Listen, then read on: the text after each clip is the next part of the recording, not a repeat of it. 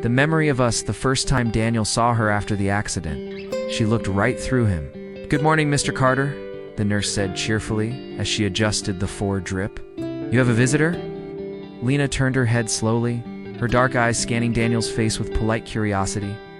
No spark of recognition, no warmth, just the blank, pleasant smile she reserved for strangers. His chest tightened. "Hello, Lena," he said softly, clutching the bouquet of sunflowers, her favorites, so tightly the stems bent in his grip. She tilted her head. "Do I know you?" 6 weeks earlier, they had been arguing when it happened. Not a serious fight, just one of those petty disagreements that came from exhaustion and stress.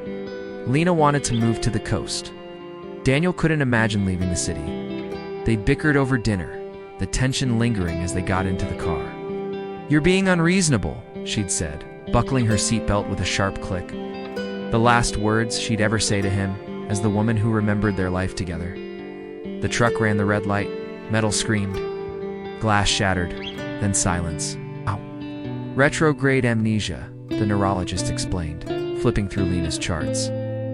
Her procedural memory is intact. She remembers how to speak, how to walk, but her autobiographical memory has significant gaps. The last 5 years are ... inaccessible. Daniel swallowed. 5 years, entire span of their relationship. Is it permanent? The doctor hesitated. The brain is resilient. Sometimes memories return spontaneously. Other times, ... He shrugged. Therapy helps. Familiar places, objects, music, anything that might trigger recognition. Daniel left the hospital that day with a mission, the apartment he brought her home 2 weeks later. Lena moved through their apartment like a ghost, fingers trailing over furniture she no longer recognized. She paused at the bookshelf, pulling out a worn copy of The Great Gatsby. "I love this book," she murmured. Daniel's breath caught. "You underlined half of it," said Fitzgerald. "Wrote about love better than anyone." She frowned at the highlighted passages, then shook her head and put it back. "The photographs, he tried photos next." "Look," he said, spreading albums across the kitchen table. "Our trip to Italy, your 30th birthday. The day we adopted Milo." He pointed to the scruffy terrier snoozing at her feet. Lena studied the images with detached interest. "We look happy," she observed. "We were," he wanted to say. "Instead," he whispered, "we are." The music one rainy afternoon, he played their song. The opening piano chords of Claire de Lune filled the apartment. Lena froze mid-step, a coffee mug dangling from her fingers. This ... No, this. Daniel didn't dare breathe. Then her face went blank again. "Never mind." The mug shattered on the tiles. "The breaking point, you have to stop this." Lena stood in the doorway of his study, arms crossed. The fading light painted gold streaks in her hair, just like it had the evening he first kissed her on that Brooklyn rooftop. "Stop what?" Daniel asked, though he knew. "Trying to force me to remember." Her voice trembled. "It's not working. I look at these photos, these things, and I feel nothing." "Don't you understand? That woman, the one in your picture, she's not me anymore." The words carved through him. "But she is you," he insisted.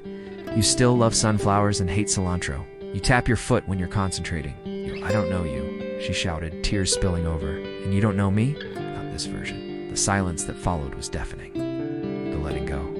Daniel started sleeping on the couch. He watched from a distance as Lena rebuilt herself, new routines, new friends, a new job at a different design firm. She was polite but distant, like a courteous roommate.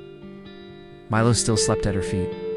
One evening, he came home to find her crying over a burnt casserole. "I don't even know why I'm upset," she laughed wetly. "I never used to cook." "Yes, you did," Daniel said gently. "You made this awful tuna casserole every Thursday," she finished, eyes widening, "because it was your mother's recipe." They stared at each other, kept cracking the dam. The storm, the memories came back in fragments after that. A scent, a street corner. The way he always forgot to screw the toothpaste cap on tight. Then, one night, during a thunderstorm, she appeared in the living room, where he lay staring at the ceiling. "The rooftop," she whispered. "That's where we first kissed." Daniel sat up slowly. "You brought champagne even though neither of us liked it." The cork hit that grumpy neighbor's window and he threatened to call the police. Daniel finished, heart hammering. Lightning flashed, illuminating the tears on her face. remember," she breathed. And when she kissed him, it tasted like coming home. Epilogue. The memories never returned all at once. Some stayed lost forever. What on their wedding anniversary, the new one, the one they'd established after the accident? Lena handed Daniel an envelope. Inside was a single sheet of paper. "Dear Daniel, if I ever forget us, play our song. Take me to the rooftop. Tell me about the champagne cork. Love isn't in the grand gestures, it's in the tiny details you never realized you memorized. Always, Lena." He looked up to find her smiling, smiling for the first time in a year. "I wrote that 6 months before the accident," she said. "Found it in my old journal." She laced her fingers through his. "Guess some loves are too stubborn to forget." Outside, the sunflowers on their balcony turned their faces toward the light.